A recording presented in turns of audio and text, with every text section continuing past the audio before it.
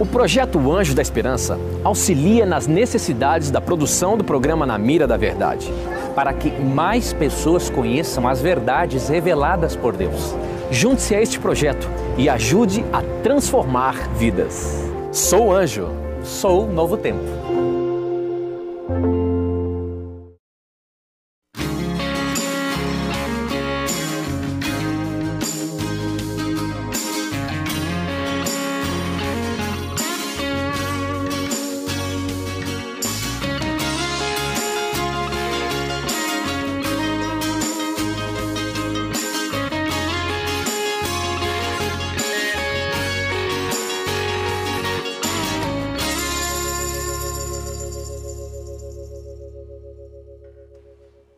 Olá, como vai? Tudo bem com você? Seja bem-vindo, seja bem-vinda. Está no ar o nosso programa. Estou muito feliz mais uma vez. Eu sempre gosto de dizer desta maneira para que você considere que este nosso encontro a cada semana é um momento importante para mim. Eu gosto de me encontrar com você. Eu gosto de saber que você está aí do outro lado e que a gente faz neste momento algo muito especial. Por nós, por nossa família, pelo bem-estar dos casais, dos homens, das mulheres, dos seus filhos, dos jovens. Na semana passada tivemos um programa incrível, com um testemunho lindo de um casal que causou uma grande repercussão no pensamento, nas ideias de muitos jovens. Então eu sei que a cada encontro, a cada programa, tem um sentido muito especial na vida de muita gente aí do outro lado. Que Deus abençoe a você, fique muito à vontade, fique aqui com a gente no programa de hoje mais uma vez e seja abençoado. Hoje nós queremos falar principalmente para os pais, os educadores, para os jovens também, ou seja, de novo, para toda a família. Queremos pensar principalmente a respeito das crianças, dos adolescentes, dos jovens, a respeito daquilo que nós chamamos de uma estratégia que nós podemos visualizar, acompanhar ao longo da história, a respeito de quem quer ganhar a sua mente, quem quer ganhar um espaço importante dos seus pensamentos, da sua mente, quem quer formatar as suas ideias. E nós que temos a compreensão da palavra de Deus, nós podemos olhar para um cenário moderno, como também fora visto num cenário mais antigo e ao longo de toda a história humana, que há uma disputa pelos meus pensamentos, pelas minhas ideias. De um lado, o meu Deus, o Deus vivo, o Deus em quem eu creio e em quem eu encontro segurança e que revelou-se por meio da sua palavra, a Bíblia Sagrada. No outro lado, há também um poder das trevas, que quer tomar conta dos meus pensamentos e até chegar aos meus sentimentos e até me levar a tomadas de decisões que ou são elas contrárias à vontade do meu Deus. Agora, sabe que outro dia foi lançado um filme de uma bruxa, que até então conhecida como bruxa, era apresentada com essa força que há na palavra bruxa. Mas, num dado momento, ela surge na história como algo mais sensível, mais delicado e mais de fino trato no que diz respeito à atuação do entendimento dos nossos filhos. E esse personagem de um filme de Hollywood era de maneira tão assustadora que as crianças que foram contratadas para fazer o papel de filha desta bruxa se assustavam de tal maneira que saíam do set e não conseguiam gravar. Até que a filha desta bruxa, ou melhor, a filha daquela atriz, foi a única com quem foi possível contracenar, porque seria a filha contracenando com a própria mãe. Um ser que assusta as crianças, mas há toda uma estratégia para fazê-lo um ser familiar, gostoso, tendo sentimentos, emoções que se tornam tão parecidos conosco. Antigamente, vampirismo, bruxaria, era assim mesmo, coisa de assustar. Mas agora parece tão próximo da nossa realidade. Do que estamos falando? Estamos falando dos dias atuais, das histórias de agora. Venha no programa de hoje aqui falar sobre uma geração que acredita em bruxaria, em vampirismo como alguma coisa comum. Para conversar sobre esse tema, eu trago aqui no programa a presença do pastor Daniel Lidick. Bem-vindo, boa noite. Olá, Daleide, muito bom estar aqui pela primeira vez. É verdade, seja bem-vindo. Sempre do lado de lá da tela, agora aqui com você. Muito bom sentar aqui com vocês no nosso sofá, no consultório de família.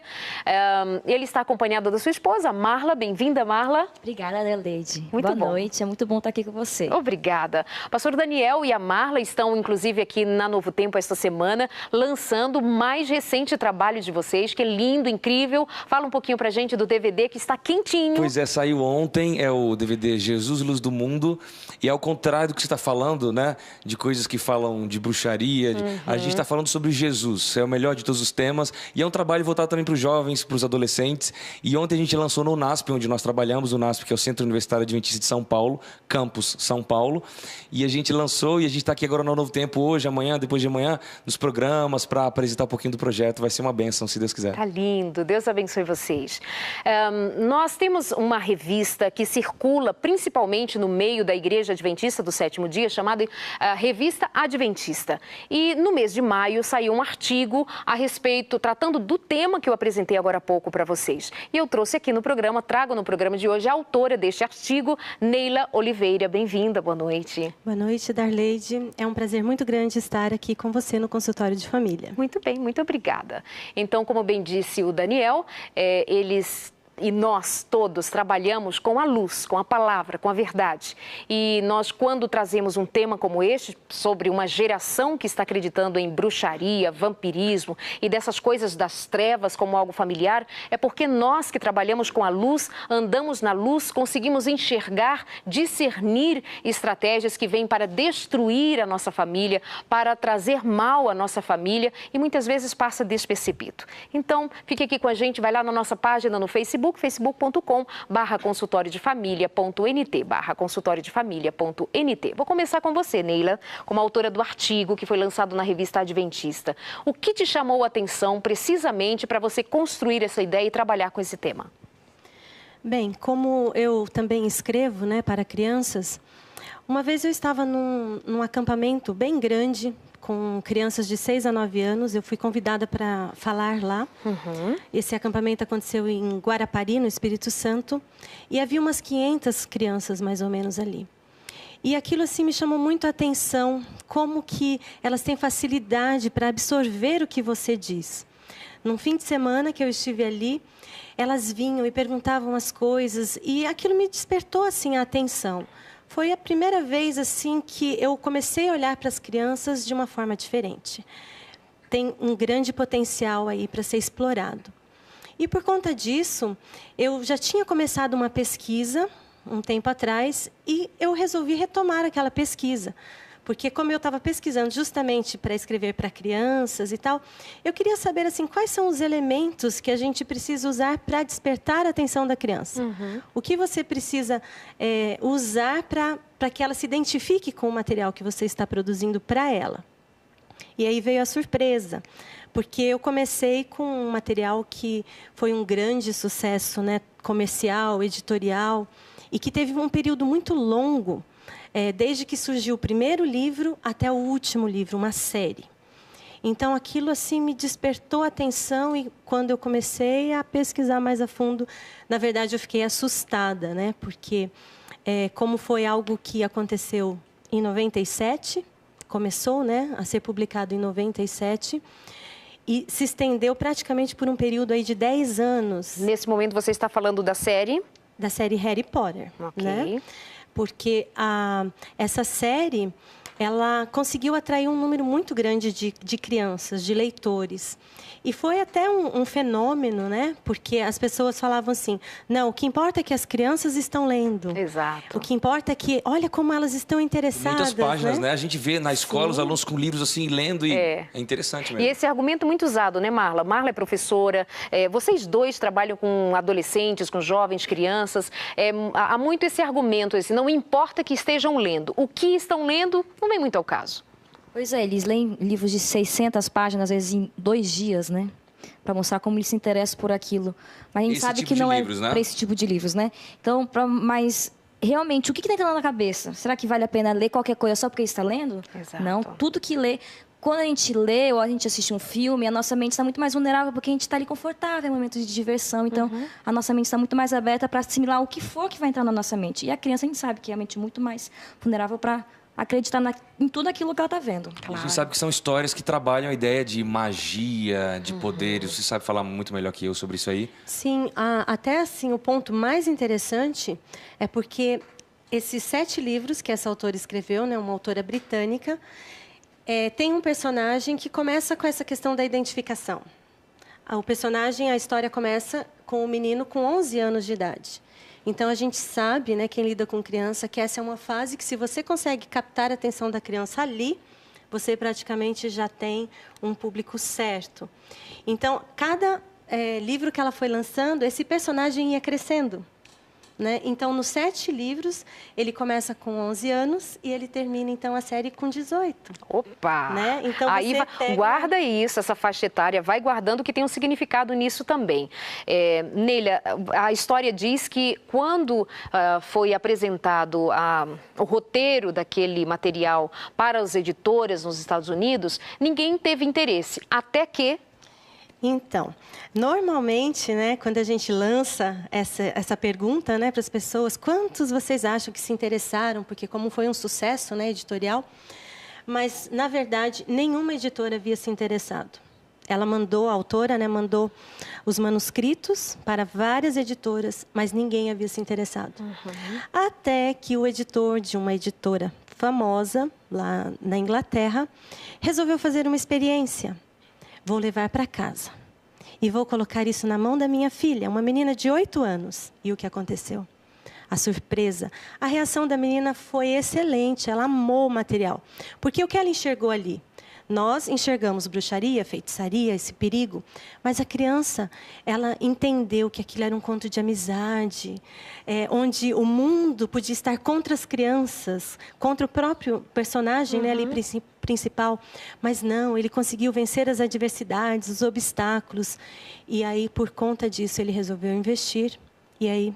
Ou seja, a criança, quando teve acesso ao material, ela se identificou e disse, isso é muito bom. E o seu pai, então, como editor, vendo cifrões, ok, achamos um bom produto. Pastor, o que tem nesse tipo de história? Nós estamos falando de bruxaria, e como bem disse a Nélia, a gente sabe o que isso significa, bruxaria, vampirismo, demônios, etc. Mas isso para uma criança, para um jovem, para quem esteja disperso, parece algo muito bonito quando se mistura com sentimentos bons. Eu me lembro de um texto que está escrito em 1 Pedro. Eu gostaria que você lesse, identificasse aí pra gente, que você vê assim, muita falsidade, como foi desde o princípio, quando a serpente misturou engano com verdade. Traz esse texto mistura. Aí. E até talvez alguém esteja assistindo a gente, Darleide. Talvez não, tem muita gente, Daniel. Não, que vai usar esse argumento. Eu sei que o seu programa é Ibope. O passado a gente estava assistindo do casal, você está falando, né, da diferença. A gente assiste também, estamos sempre ligados aí. Que ótimo. Um pontinho de Ibope sempre é nosso lá em casa. Mas assim, alguns estejam em casa, talvez com esse pensamento, muitos estão com certeza, mas alguns com essa ideia de que, não, eles vão falar disso, desse filme, vão falar da saga Crepúsculo, depois a gente vai acabar mencionando aqui, mas são coisas boas, falar de um amor, falar... Lógico que Satanás ele não vai chegar escancarado mostrando o mal, ele vai mesclar com coisa. Então alguém talvez esteja em casa assim, já segurando na cadeira, dizendo assim, mas eles vão falar disso, mas tem tantas coisas boas. Lógico que tem coisas boas, porque a ideia é que realmente exista alguma coisa por trás que fale de amor, fale de paixão, fale de cuidado, enfim, amizade e tal. Mas aqui o texto que você falou está em 2 Pedro capítulo 2, versículo 2. E diz assim, a versão nova, versão internacional. Muitos seguirão caminhos vergonhosos desses homens, e por causa deles será difamado o caminho da verdade. Em sua cobiça, tais mestres os explorarão com histórias que inventaram.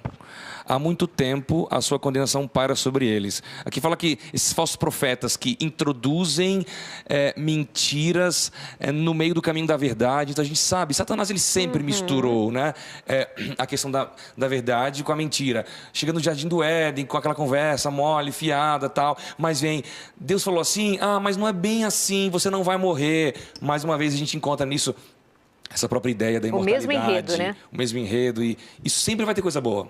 Óbvio. Marla. Tem uma frase que a gente é bem conhecida, que é do principal cara responsável pela parte de publicidade de Hitler. Ele disse aquela frase, uma mentira dita 1000 vezes se torna uma verdade. Então, é o que Satanás faz. Ele prega a mentira 1000 vezes até que as pessoas creiam. E às vezes não precisa pregar 1000 vezes, né? Prega bem menos. E acontece com esses livros. Você lê de uma forma, lê tanto que começa a acreditar. A questão do Harry Potter e do Crepúsculo, tem um estudo que mostra que logo que acabava de lançar um livro ou um filme, aumentava em muitos porcentos a busca por esses assuntos. Por exemplo, saía o livro de Harry Potter, a pesquisa sobre bruxismo, sobre bruxaria.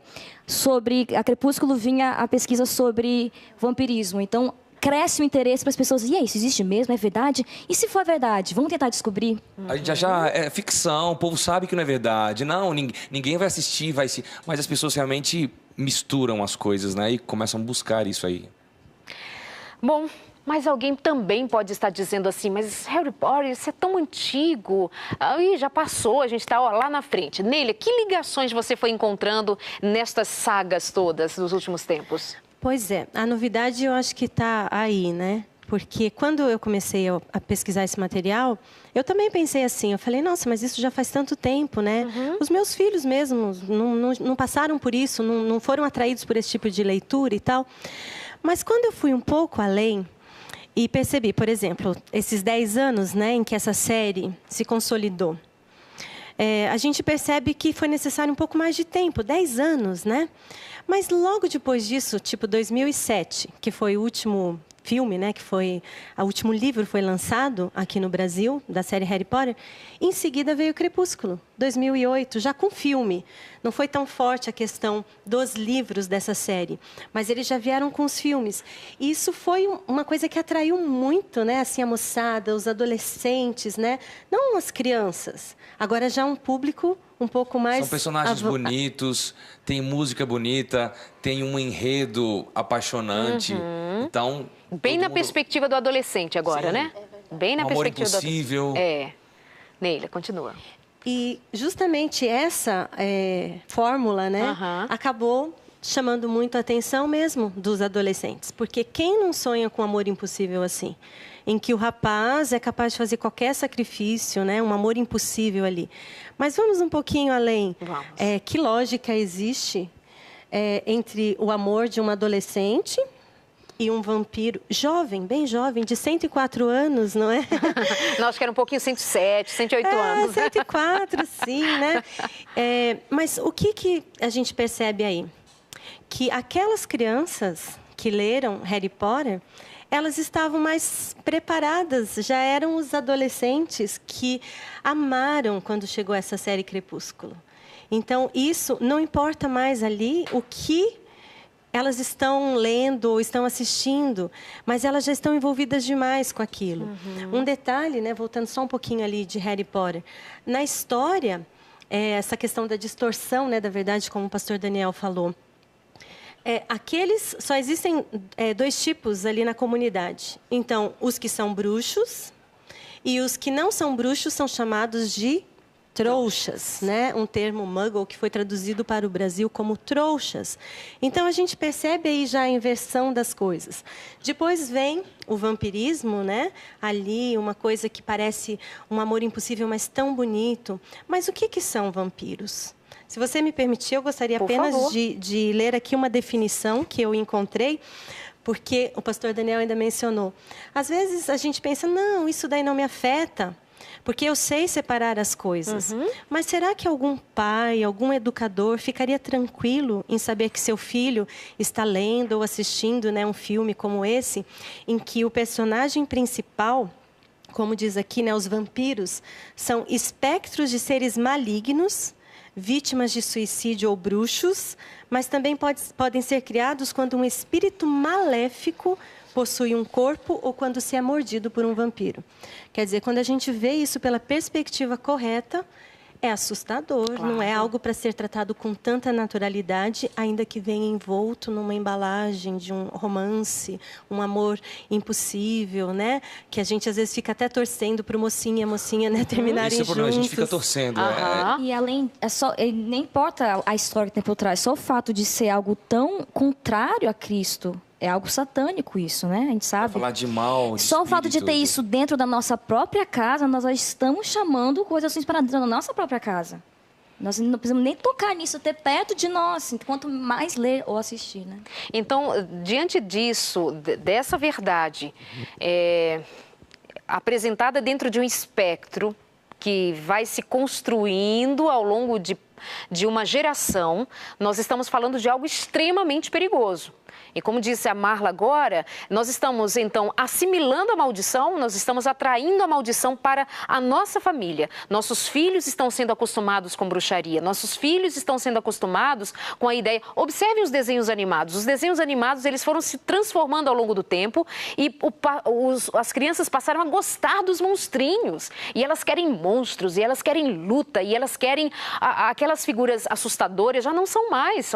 Daqui a pouquinho a gente vai falar de uma boneca que já tem algum tempinho aí, que está superando aquela boneca magérrima, linda, maravilhosa, que era o sonho de todas as crianças ter uma. Não, agora é uma outra, que em vez de vir numa caixinha, vem num caixão. Né? Moda, por exemplo, vou pedir para o Diego jogar aí para a gente umas figuras, você vai lembrar para a gente como está na moda o culto aos mortos. Diego, joga aí para a gente, ó, só para vocês, já viram isso nas vitrines? Já viram esses elementos que lembram a morte, essa caveira? Aí você tem roupa, tem adereços, tem joias, tem de tudo que você queira imaginar. Obrigada, Diego. Culto aos demônios. E nossos filhos estão usando isso. E a gente diz, ah, legal. O outro diz, nada a ver, gente, nada a ver. Mas eu olhei agora aqui e falei, a gente se acostuma. É isso. Até o ponto de essas imagens que você mostrou, às vezes nem são mais tão chocantes pra gente. Por quê? Porque a gente se acostumou a ver isso. Tá inserido nesse contexto. É isso aí. E essa questão, como você mencionou, né, que o culto, né, aos mortos, que é, na verdade, o culto aos demônios, isso também é uma questão, é um assunto recorrente nos livros. A morte é um assunto que está presente tanto na série Harry Potter como na série Crepúsculo, né? Então, isso vai se tornando uma coisa que praticamente, como o pastor Daniel falou, já não surpreende mais. Parece que você vai se acostumando muito com aquilo, né? E Satanás vai ganhando espaço, né? Tem gente que não gosta que a gente use... Esse é o nome dele, Satanás, diabo, Satanás. E ele quer terreno dentro da casa da gente. E a começar pelas nossas crianças. Se eles ganham as nossas crianças, ele ganha uma geração. E a nossa geração não é para as trevas. A nossa geração tem que se levantar para o Senhor, porque o Senhor tem um plano perfeito para usar as nossas crianças. E nós ainda vamos falar sobre isso no programa de hoje. Enquanto estamos aqui nessa conversa fantástica, esclarecedora, necessário de que você esteja com a gente, pede a revista Família Feliz no intervalo, vai lá, entra no nosso site, novotempo.com/consultório e pede a revista Família Feliz para que nós aprendamos, para que nós possamos entender qual é o plano de Deus para a nossa família e o cuidado de Deus. A Neila, com quem estamos conversando aqui hoje, além do pastor Daniel e da Marla, que estão aqui também para lembrar e divulgar o novo DVD, Jesus, a Luz do Mundo, está lindo, incrível, você pode acompanhar em outros programas, como foi no Caixa de Música, ainda vai estar em outros programas. A Neila é escritora, ele é editora da Casa Publicadora Brasileira e escritora também, e tem livros incríveis para justamente crianças, como A Montanha Sagrada, a Travessia em Mar Aberto, e um que eu achei excelente, O Segredo que as Cavernas Escondiam. Dá um toque aqui, esta literatura de autoria da Neila Oliveira, da Casa Publicadora Brasileira, cpb.com.br, cpb.com.br. Amadas, uma coisa que eu também percebi lendo o que você pesquisou e publicou para a gente na Revista Adventista é que também há uma ligação entre as autoras, entre as pessoas. Parece que as últimas sempre eram inspiradas na primeira. Falando, por exemplo, sobre a série O Crepúsculo, a autora disse que tudo começou a partir de um sonho, né? Mas que também tinha uma inspiração em Harry Potter. Ela é uma autora bem jovem ainda, né? A Stephenie Meyer. E ela, com certeza, né, leu os livros ali da série Harry Potter, porque ela foi influenciada, né, por isso.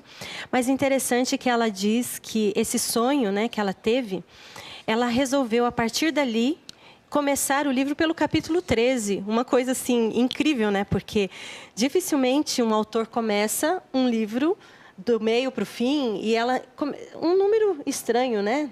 Talvez simbólico, o número 13, e ela então começou por ali, foi até o fim e depois voltou e escreveu os primeiros capítulos. E ela diz assim, não fui eu que escolhi os vampiros, eles me escolheram. Então, uma literatura, né, que tem como fonte uma força aí misteriosa, né, que diz assim, não fui eu que escolhi, eles que me escolheram e tal, meio meio estranho, né? Ela disse, numa das muitas entrevistas que ela chegou a dar, ela descrevia que ela ouvia as vozes dizendo como deveria ser o enredo, como deveria ser a paixão entre o vampiro e uma jovem. Ela ouvia e escrevia, ela mesma diz isso. E então, quando ela fecha dizendo, eu não escolhi os vampiros, mas eles me escolheram, soa como algo comum para você? Soa como algo simples para você? Não é simples. E tem algo mais. Vamos já nos adiantar para o que foi mais recente, os 50 Tons de Cinza. O que tem a ver 50 Tons de Cinza com Crepúsculo e a saga do Menininho Bruxo? Sim. Nós vimos, então, que um período de 10 anos com a série, né, Harry Potter. Aí vem a saga Crepúsculo, que já durou um pouco menos ali de tempo, né? Chegou, conquistou, mas em 2012, então, nós vimos com surpresa no Brasil o lançamento de um livro que talvez em outro tempo faria muitas moças e senhoras corarem. 50 Tons de Cinza, que já se transformou numa trilogia. E o que tem de ligação, né? Nessas três coisas? Bem, você já falou um pouquinho que a autora de Crepúsculo se inspirou, né, em Harry Potter.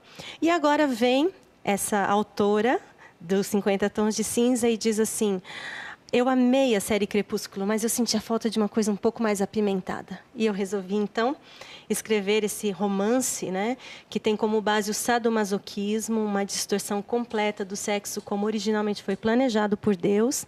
E como é saudável ser. Sim. Ela vem carregado de perversão e ninguém fez crítica, está tudo certo. Pois é. Uma jovem, aí com seus 21 anos, que se apaixona por um homem que é muito sedutor, mas também é controlador e que propõe, né, o sadomasoquismo ali. Que relação nós percebemos nisso?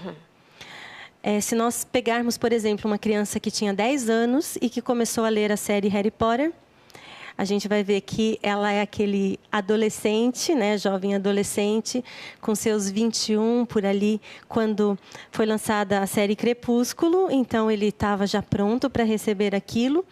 E também, um pouco mais à frente ainda, depois ali de 2, 3 anos, com a identificação com a personagem ou os personagens da trilogia de 50 Tons de Cinza.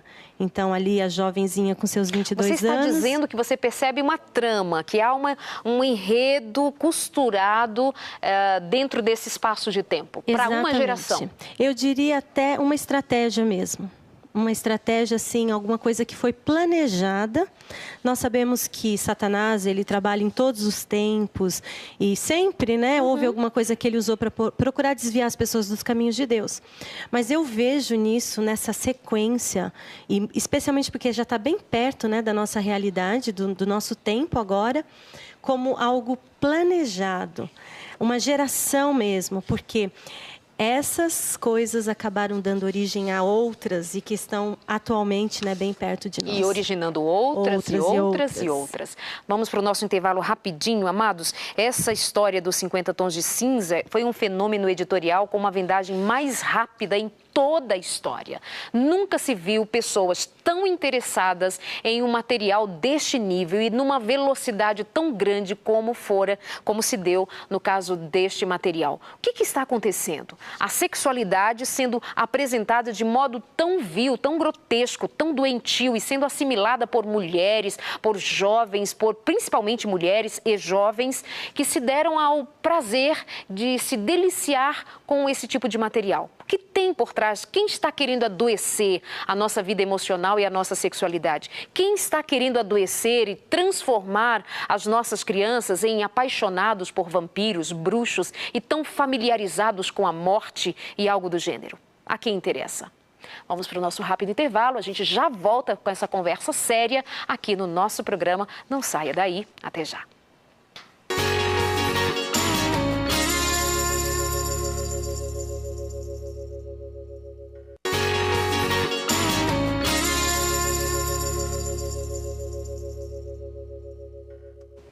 Estamos de volta com o nosso programa de hoje, o Consultório de Família. Você aí com a gente, vai lá na nossa página no Facebook, participa, diz o que você pensa a respeito do tema de hoje. Nós estamos falando a respeito de uma geração que está muito acostumada com vampirismo e bruxaria. A quem interessa? O que tem a ver? Eu estou falando para pais cristãos, famílias cristãs ou famílias sensatas, famílias que sabem o que querem para os seus filhos, quais são os valores. Você tem certeza que os nossos filhos aprendem o que de fato necessitam aprender, precisam aprender para serem pessoas de bem, para serem pessoas coerentes com a vida humana, com os sentimentos humanos, com as relações humanas, aprendendo de qualquer fonte, de qualquer jeito? Você tem certeza que nos livros de 600, 700 páginas, nas trilogias da vida, nas telas de cinema, é lá que está a melhor fonte para ensinar aos nossos filhos? Não é de nenhuma natureza o que está acontecendo que te cause preocupação. Você está acostumado com a moda, com as músicas, com os filmes, com as novelas, com todos esses valores distorcidos ensinados aos nossos filhos. Está tudo bem para você,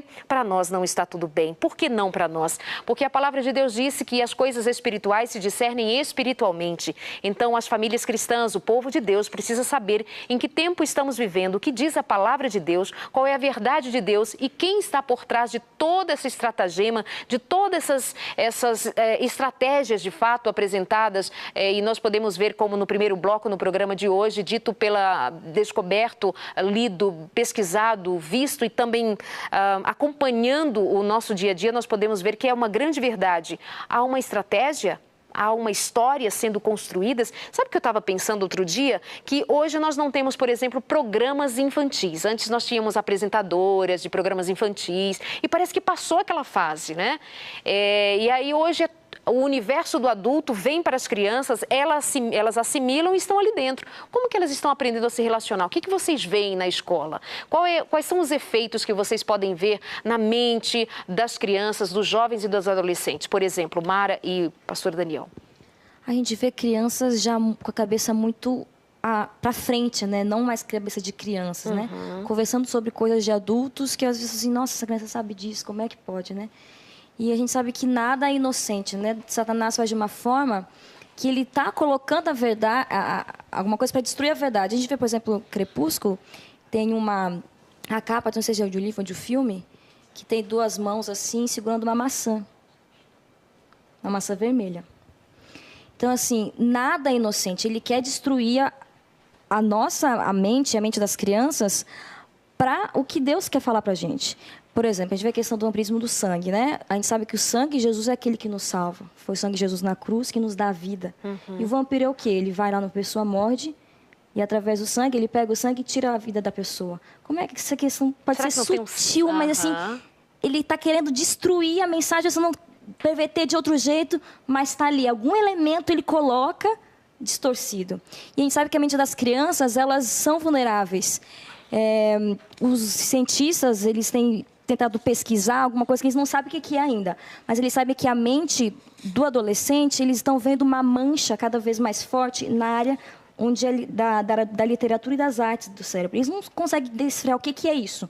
Eles sabem que tem alguma coisa que está diferente nos últimos anos, nas últimas décadas, no cérebro dos adolescentes e das crianças relacionada à literatura. E as artes e filmes, etc.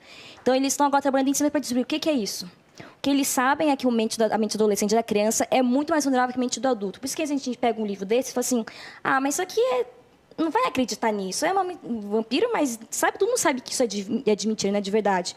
Mas a criança ela vai acreditar, porque o nível dela de raciocínio é muito mais ligado à parte emocional do que o raciocínio de verdade, o raciocínio lógico. Então, ele leva tudo aquilo pela emoção e acaba sendo levado pela emoção e acreditando naquilo. Marla, então você disse que há pesquisadores trabalhando em cima da percepção de que há alguma coisa alterada no cérebro, que está sendo alterado, eles não sabem dizer o que é ainda. Então, é uma pesquisa que está em andamento, mas está alterando o cérebro e eles citam justamente o Crepúsculo como um dos casos que eles estão tentando investigar qual que é a ligação entre essa alteração no cérebro e essas sagas, essas trilogias e a saga do Crepúsculo. Uau!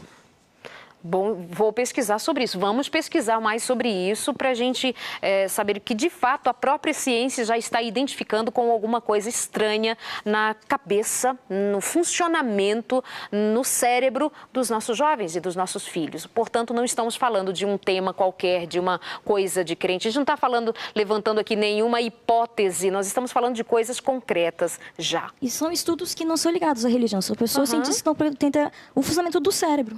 Perfeito. Neila, vamos retomando a sua pesquisa? Sim. A gente percebe, e talvez esteja ligado com essa questão aí dessa diferença no cérebro, né? Como foi sendo preparado mesmo um campo, como um campo. Sim. Se a gente comparar isso a um campo e as sementes que você lança ali, a escritora norte-americana Ellen White, ela fala muito disso, compara muito a leitura com sementes. E o cérebro, né, a mente da criança, com esse campo onde as sementes caem. E em determinado tempo, aquelas sementes elas vão produzir seus frutos. E o que nós percebemos aí? Que o campo ele foi preparado. E esse plantio, ele também agora está produzindo frutos, ele está produzindo uma colheita. E eu chamaria de colheita da geração, vamos dizer assim, Harry Potter, algumas coisas que têm sido divulgadas, como filmes, aí vem os brinquedos também, essa questão, né? Se eu tivesse assim, que mencionar apenas duas coisas, por favor, eu diria, um filme que foi lançado ano passado, aqui no Brasil, em agosto de 2013, chamado Cidade dos Ossos. Não sei se já viram alguma chamada, alguma coisa. É um filme que é de uma série, Instrumentos Mortais, então é o primeiro filme dessa série. Já existem os livros. Até recentemente nós vimos numa livraria a série completa já dos livros. Então eles resolveram transformar em filme o primeiro livro. E o que é a história desse livro, Cidade dos Ossos? Então, tem ali uma adolescente, vemos novamente a identificação do personagem, né, com o público. Então, essa adolescente, que se chama Claire Frey, ela está numa balada em Nova York e ela presencia um assassinato. E quando ela vê aquilo, ela fica muito assustada e olha à volta dela e fala, mas ninguém está vendo isso, ninguém vai fazer nada. E, de fato, só ela enxergou. Porque aí é revelado para ela que ela era descendente de uma organização secreta de guerreiros semi-anjos. Uau! Semi-anjos. Semi-anjos, né? Nós sabemos que não existem semi-anjos. Existem os anjos e os anjos caídos ou os demônios. Mas não, ela então faz parte, né? Ela é descendente dessa organização secreta de guerreiros que estão lutando pelo quê? Adivinhem? Para salvar o mundo dos demônios. Veja o contrassenso aí, não é?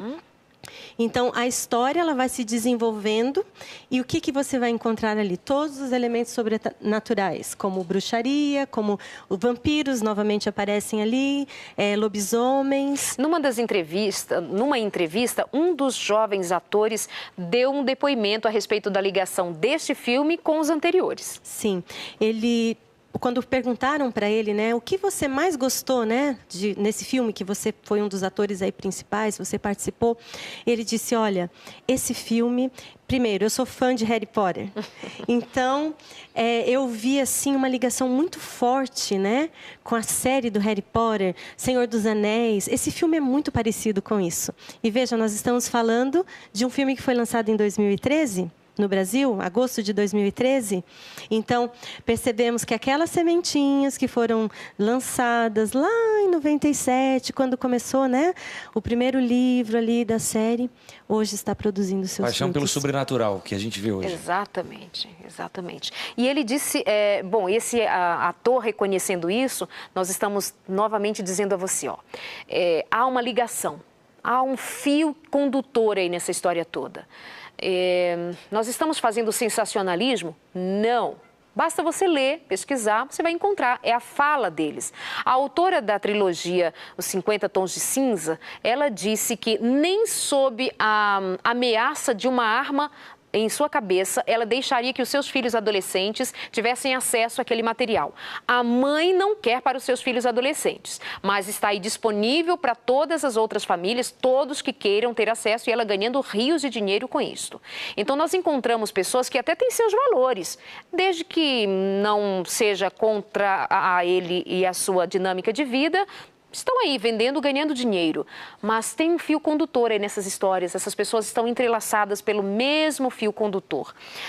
Vamos falar também de uma boneca que chegou aqui no Brasil em 2010 e em 3 meses depois do lançamento lá nos Estados Unidos, essa coleção de bonecas chamadas Monster High tornaram-se fenômeno, né? E superou inclusive a Barbie. O que tem dessa moda, dessa boneca? Eu fiquei assim bastante surpresa, porque quando eu comecei a pesquisar, né, a respeito dessa boneca, e foi até uma amiga que me chamou a atenção, falou: você conhece? Você viu isso daqui? Eu falei: não. Ela falou assim: dá uma olhada, porque isso daí é muito estranho. Eu pensei, é concorrente da Barbie. Só pode ser? Mas não. É a mesma empresa que faz a boneca Barbie, é a empresa que tem feito a Monster High. E o que tem de diferente? Qual é o diferencial, né, dessas bonecas? Bom, primeiro, não são apenas bonecas assim para meninas, né? Tem também os bonecos, né? Vamos dizer assim. Eles são filhas e filhos dos monstros, aqueles dos contos de terror que a gente ouvia, né? Como lobisomem e Drácula. Então, elas são as filhas e os filhos desses monstros. Mas qual é a mensagem principal dessas bonecas? Elas pregam inicialmente a individualidade e é a celebração da diferença. E aí, quando a gente ouve isso, celebração da diferença, e a gente pensa nas coisas que têm acontecido ultimamente, que nós temos visto na sociedade, a gente entende o que está por trás disso. Sabemos o que estamos falando, né? E a logomarca dessa bonequinha é uma caveirinha com um lacinho cor-de-rosa. Olha que mimoso, Daniel. Que delicado! Uma caveirinha com um lacinho cor-de-rosa é a logomarca dessa boneca e, inclusive, ela é muito aceita entre os adolescentes. Não é uma boneca para criancinha, é uma boneca para as adolescentes que fazem coleção das suas bonequinhas, caveirinhas e lacinhos cor-de-rosa e são menininhas assim, tá? E essa mensagem sobre o ser diferente, você já deve ter ouvido isso por aí, né? O ser diferente. E os adolescentes que são tão dados a quebrar paradigmas e fazer diferença. Então, tudo que é do padrão, se a sexualidade é normal entre um homem e uma mulher num padrão chamado dentro de uma normalidade, eu quero fazer a diferença. Se o padrão é homem e mulher, eu quero fazer a diferença. Homem, homem, mulher com mulher. Se o padrão é casamento, nada a ver casamento, eu quero fazer diferente. Então, viva as diferenças. E as diferenças sempre serão quebrando aqueles princípios que nós sabemos são revelados na palavra de Deus. Família, casamento, a família constituída segundo o que nós cremos está revelado na palavra de Deus, já não tem tanto valor assim. Como é que se desconstrói essa ideia? A partir de quando? Desde quando está sendo desconstruído? Vamos então, continuando a sua pesquisa, indo para a parte final. Sim, a questão dessas bonecas também, tem uma moça, ela se chama Lizzie Harrison, que ela escreve agora as histórias de Monster High. E Monster High, porque é high de high school, né? Então aí a gente vê a identificação com os adolescentes. E perguntaram para ela, escuta, por que, né, as crianças, os adolescentes têm se sentido tão atraídos por bruxos e vampiros? E agora você escreve essas histórias, né, dessas bonecas que são monstros e tal. Aí olha que interessante o que ela disse. Porque existe uma metáfora com a adolescência. Quando os adolescentes estão se desenvolvendo, eles se acham meio deslocados, né? Eles se sentem meio diferentes, às vezes buscam essa identidade e veja aqui a comparação que ela faz. Existe uma metáfora, né, daqueles monstros com a adolescência, a fase que os adolescentes estão, como eles vão encarar essas transformações no próprio corpo, né, como eles vão aceitar aquilo. E também na entrevista, quando perguntaram para ela, né, se tinha alguma influência, alguma ligação, e ela disse, então, que era fã da saga Crepúsculo, e ela diz que o que chamou a atenção foi justamente que fugiu do clichê. Os vampiros não são apresentados ali, né, da forma usual, como eram conhecidos, não. Muda-se o clichê. Viva a diferença. Viva a diferença. Muito bem. O que está acontecendo com as pessoas para considerarem normal esse tipo de expressão sem se chocar? Numa entrevista recente, a autora dos livros de feitiçaria, que vai voltar com filmes, uma série de filmes, ela disse que só voltaria quando tivesse uma grande ideia, um grande enredo, e vai voltar. Sempre disse que voltaria a este mundo mágico se tivesse uma ideia realmente excitante, e temos esta ideia. Eles vão voltar, ou seja, vai continuar ensinando, disseminando. Agora, pastor, o que está escrito em Deuteronômio 18, 12 a respeito do pensamento de Deus, a respeito de bruxarias, dessas questões demoníacas tão em voga no momento também? Eu já tenho aberto aqui a minha Bíblia aqui no celular. E, mais uma vez, Darleide, eu tenho certeza que alguém está dizendo assim, mas ainda não me convenceu. Eu acho que isso aí realmente é uma metáfora da adolescência. É ficção. É ficção. Mas Deus, ele é claro quando ele fala desse assunto de feitiçaria, de bruxaria. E Deuteronômio capítulo 18, vocês têm sua Bíblia aí, Deuteronômio 18, versículo 10. Deus, ele é enfático quando ele diz que ele não quer no meio do povo de Deus, no povo dele, nada ligado a isso, a feitiçaria, a bruxaria. E ele diz no versículo 10, entre ti não se achará, e aí um pouquinho mais para frente, nem adivinhador, nem prognosticador, nem agoureiro, nem feiticeiro, nem encantador, nem quem consulte a um espírito adivinhador, nem mágico, nem quem consulte os mortos. E aí ele diz claramente aqui, pois todo aquele que faz tal coisa é abominação ao Senhor. E eu gostaria de completar, não é só apenas quem faz isso, quem assiste isso, quem está envolvido com isso, quem está achando que isso não tem nenhum problema, porque você está diante daquilo. Para Deus isso é abominação. Então eu não quero ter na minha casa alguma coisa que para Deus é abominação, mesmo que eu esteja passivamente assistindo, mas isso Deus fala que é abominação. Por quê?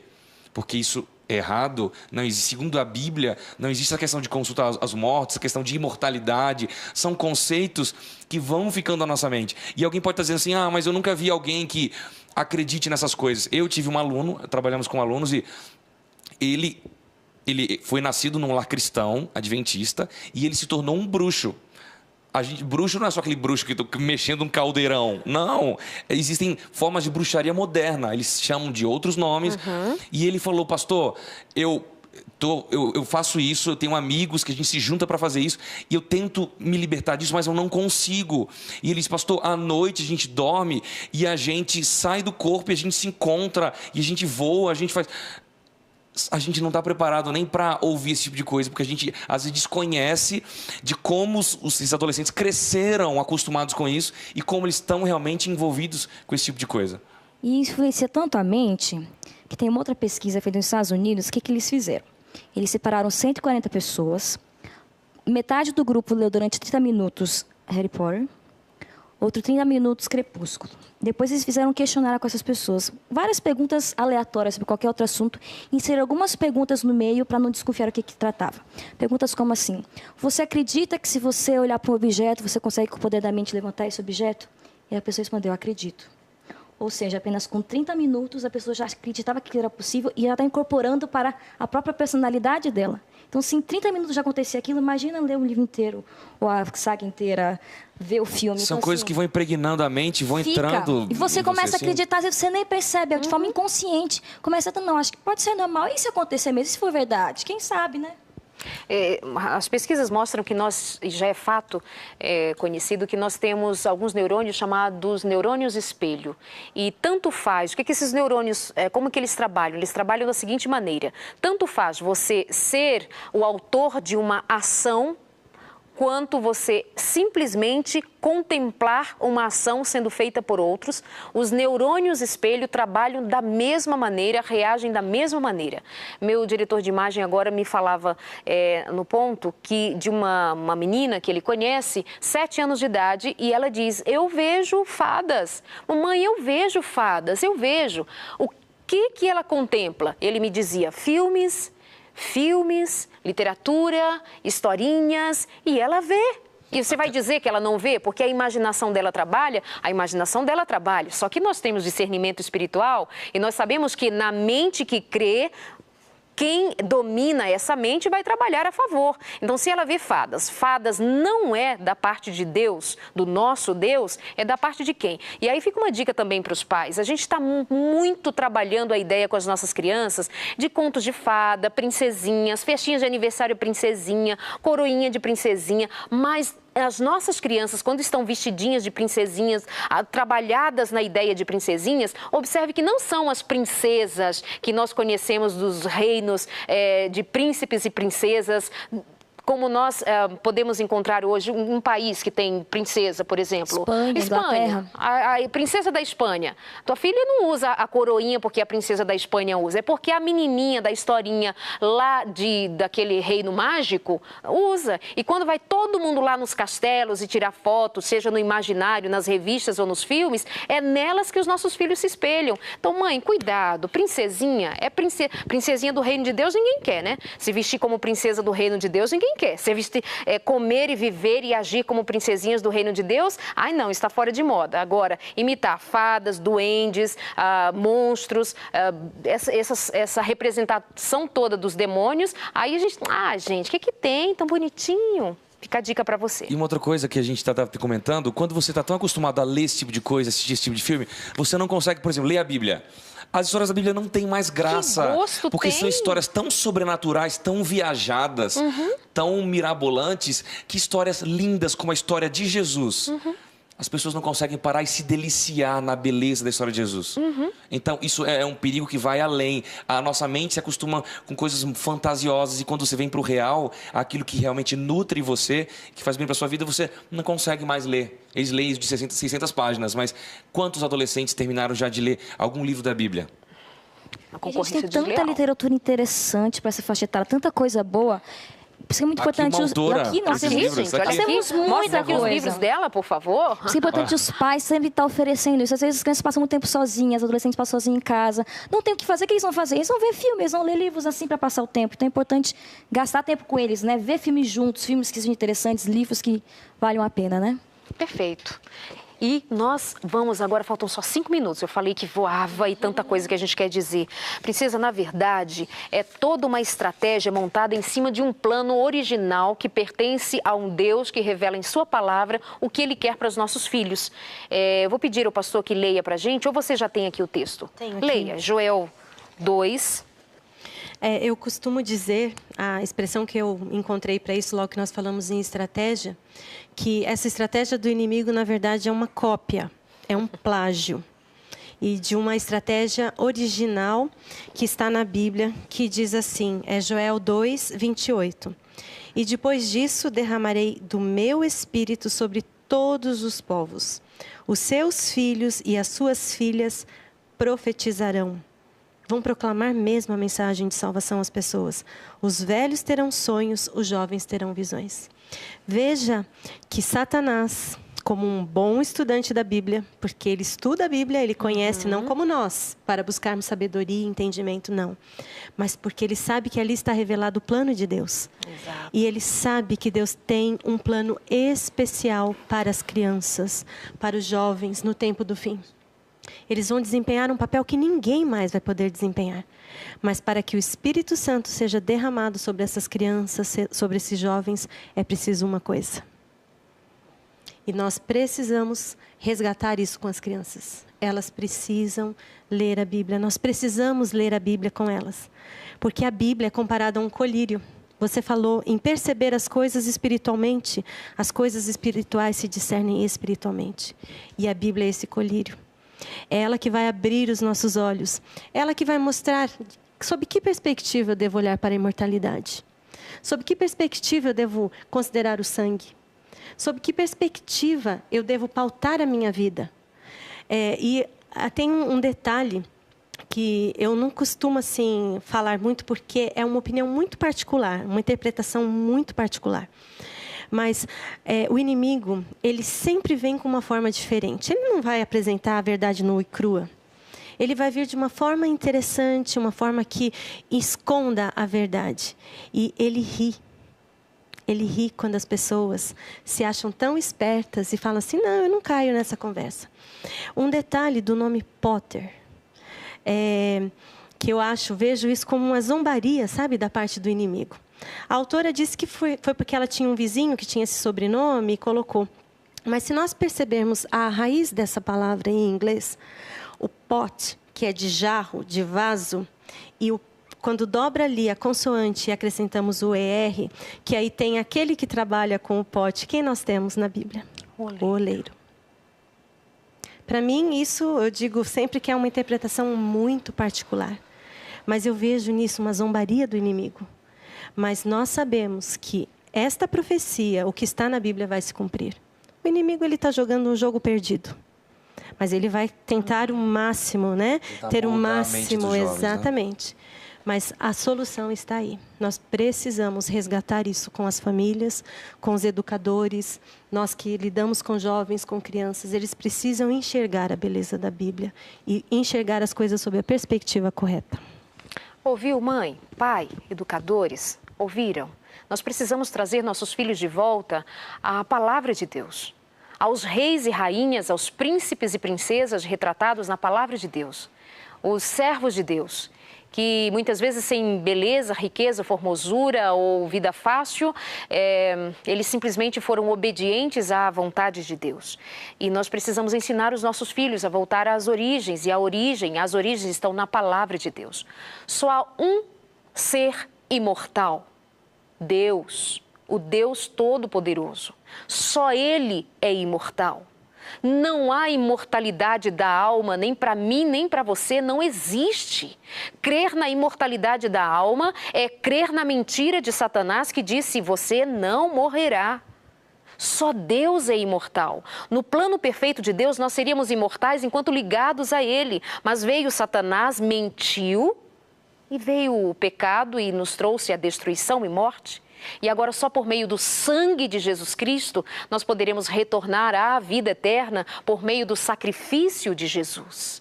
Só crendo em Jesus. Pense nisso. A quem interessa destruir a imagem e a semelhança de Deus? A quem interessa destruir as nossas crianças? Sobre quem virá o Espírito de Deus para proclamar a verdade de Deus nos últimos dias? Deus tem um plano para suas crianças, mas o diabo também tem. Vamos protegê-las dele e vamos entregá-las a Jesus? Até a semana que vem, a gente volta aqui com mais um programa. Pastor Daniel, muito obrigada. Que Deus abençoe você. Marla, muito obrigada pela participação. Naira, que Deus te abençoe. E a gente volta na semana que vem com mais um tema aqui com vocês. Um beijo e até lá.